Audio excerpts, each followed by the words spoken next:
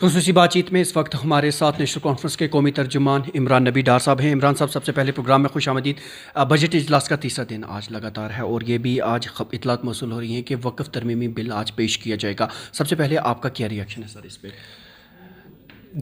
جو وقف بل آئی ہوئی ہے اس پہ آپ کو یہ بھی معلوم ہوگا کہ نیشنل کانفرنس کا سٹینڈ بالکل کلیئر ہے اور ہم اس بل کے ساتھ بالکل بھی نہیں ہیں، اور ہمارے ایم پیز نے آلریڈی اس پہ اپنے خدشات ظاہر کیے ہوئے ہیں۔ لیکن آپ کو یہ بھی معلوم ہوگا کہ نیشنل کانفرنس کے 2 ہی ایم ایل اے ہیں وہاں پر، تو نیومیریکلی ہمارا اس بل پہ زیادہ اثر پڑ نہیں سکتا ہے۔ نیومیریکلی میں بات کر رہا ہوں۔ ہم یہی بول سکتے ہیں کہ جو بھی رائٹ تھنکنگ ایم پیز ہیں اس ٹائم پہ پارلیمنٹ میں، ان کو جب وہ ووٹ کریں گے ان کو نظر میں رکھنا چاہیے ایک secular structure of this country, جو کانسٹیٹیوشن ہم کو بتاتا ہے، جس کانسٹیٹیوشن نے ہم کو حق دی ہے اپنا ریلیجن اپنے طریقے سے پروفیس کرنے کا۔ تو جو یہ بل لائی جا رہی ہے، بہت سارے کنٹروورشل اس میں کلازز ڈالے گئے ہیں جو ہم کو ہمارے ریلیجن کو پوری طرح سے نبھانے میں رکاوٹ بننے کی کوشش ایم کر رہی پیز ہے۔ کو اعتماد میں لینے کی بات کر رہے ہیں، جے پی سی کی جو رپورٹ جیسے سب تھی، اپوزیشن کی جانب سے جتنے بھی اس پہ خدشات تھے انہیں ریجیکٹ کر دیا کیا گیا، صرف این ڈی اے کے اس میں شامل کیے گئے۔ تو آپ ایم پیز کی جانب سے ان رائٹ ونگ کے دیگر ارکان کو کیا اعتماد میں لینے کی دیکھیے، میں صرف رائٹ ونگ کی بات نہیں کر رہا ہوں، یہ سرکار اس ٹائم پہ میجورٹی، یہ ایک کولیشن سرکار ہے، اس میں بہت سارے پارٹیز جو جڑی ہوئی ہیں، جو ضروری نہیں ہے کہ وہ رائٹ ونگ اور جو رائٹ ونگ نیریٹو کے ساتھ چلی ہیں، مطلب ٹی ڈی پی ہے، چندر بابو نائیڈو صاحب ہے، یا بہار کے جے ڈی یو ہے، جن کی ایک اور بھی بہت ساری جماعتیں ہیں جو کہ سیکولر جماعتیں ہیں۔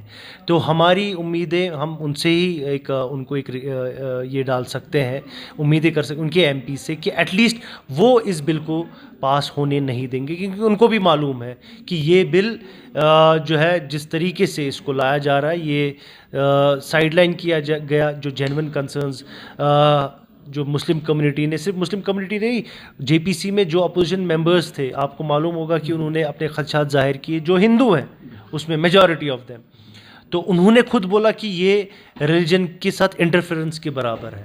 تو مجھے نہیں لگتا ہے کہ جو رائٹ تھنکنگ ایم پیز ہیں اور جو سیکولر جن کا مائنڈ سیٹ ہے، وہ اس بل کا سپورٹ کریں گے۔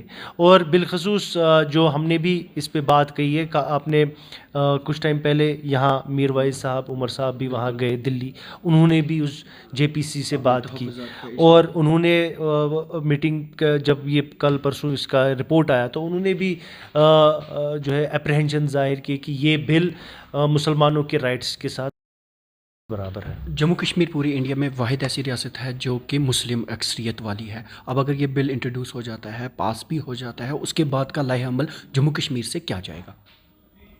دیکھیے، جب تک یہاں نیشنل کانفرنس کی سرکار ہے، ہم حتی الامکان کوشش کریں گے، ہماری سرکار کوشش کرے گی کہ یہاں پہ کوئی ایسا اقدام نہ امپلیمنٹ کیا جائے جس سے یہاں کے لوگوں کی ریلیجس پریکٹسز پہ کوئی رکاوٹ ہو۔ یہ ہم برداشت نہیں کریں گے، نہ ہم اس کو ایکسیپٹ کریں گے، نہ ہم اس کو امپلیمنٹ کرنے دیں گے۔ اوور آل جو میں بات کر رہا ہوں، ابھی اتراکھنڈ ایک اسٹیٹ ہے جنہوں نے یو سی سی امپلیمنٹ کیا ہے، تو مجھے سمجھ نہیں آ رہا ہے کہ یونیفارم کیا چاہتے ہیں، یونیفارمٹی آف سول کوڈ۔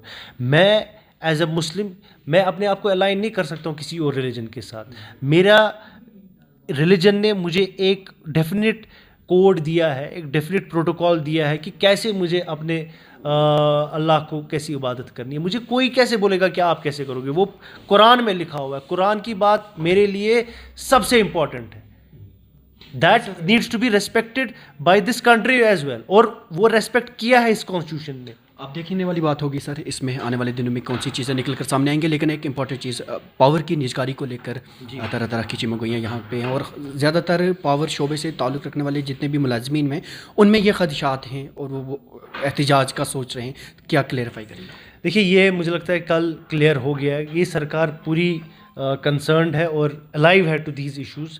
اور جب ہی اس سرکار کو پتہ چلا، یہ بہت ٹائم سے عمر صاحب کے نظر میں تھا اور کل انہوں نے آرڈر بھی نکالا، تو میرے کہنے کا مطلب یہ ہے کہ یہ سرکار کوئی ایسی چیز نہیں کرے گی جس سے یہاں کے لوگوں کے سینٹیمنٹس یا یہاں کے لوگوں کے رائٹس کے ساتھ کھلواڑ کیا جائے گا.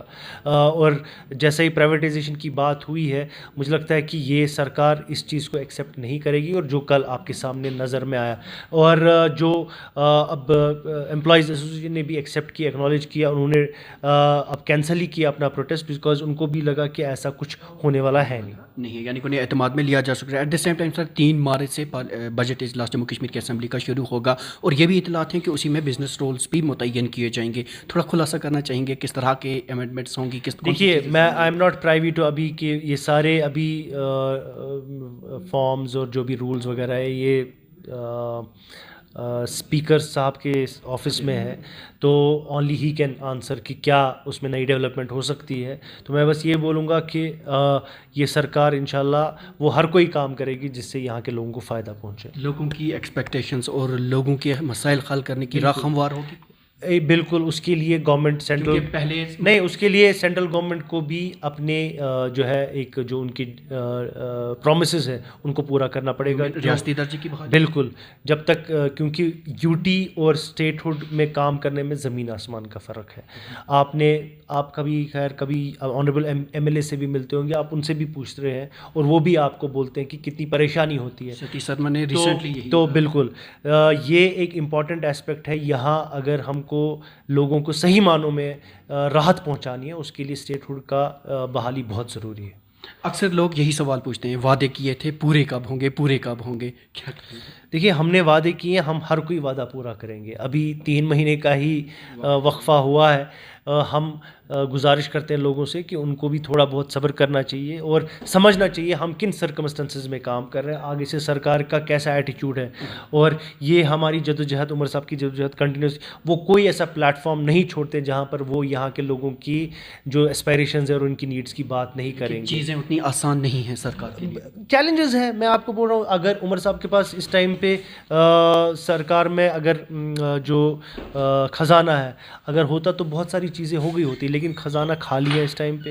بہت ابھی گورنمنٹ آف انڈیا کی طرف سے آنے کی امید ہے. ہم چاہتے ہیں کہ وہ پیسہ بھی آئے تاکہ یہاں کے لوگوں کے پہ وہ پیسہ خرچ ہو.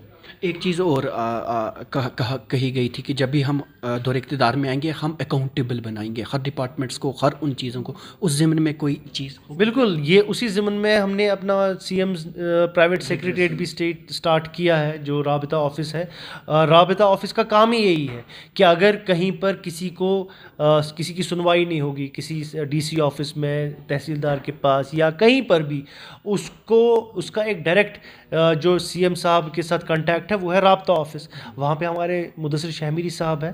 اگر کسی کو لگتا ہے کہ ان کی سنوائی نہیں ہوئی، ان کو جانا چاہیے اور ان کو رابطہ آفس کو کنیکٹ کرنا چاہیے. It's open for all, it is open for all and it is available. جو انہوں نے ٹائمنگ دی ہوئی ہے اس کے حساب سے جایا کرے. اور وہاں پہ بہت رش ہوتا ہے، وہاں پہ لوگ جاتے ہیں. چلیے سر، بہت بہت شکریہ اپنا قیمتی وقت دینے کے لیے. تو ناظرین، آپ عمران نبی ڈار نیشنل کانفرنس کے قومی ترجمان تھے، اور ان کے ساتھ ہم نے جموں کشمیر کی موجودہ صورتحال کے تعلق سے بات کی. دینک سویرا کے لیے سری نگر سے کیمرہ مین یوسف خان کے ساتھ میں زبیر قریشی.